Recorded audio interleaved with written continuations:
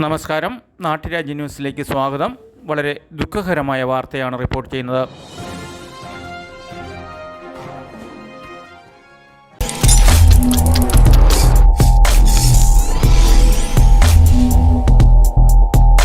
വളരെ ദുഃഖകരമായ ഒരു മരണവാർത്തയാണ്.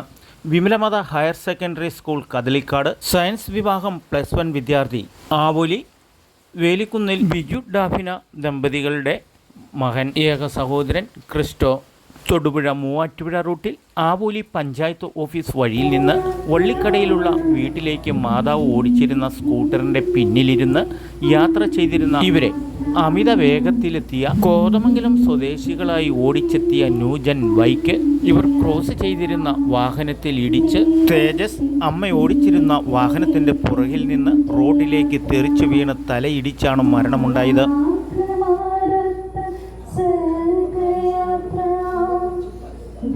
അമിത വേഗത്തിൽ വന്ന ബൈക്ക് ഓടിച്ചിരുന്നത് കോതമംഗലം സ്വദേശിയായ യുവാവും ഒരു യുവതിയുമായിരുന്നു.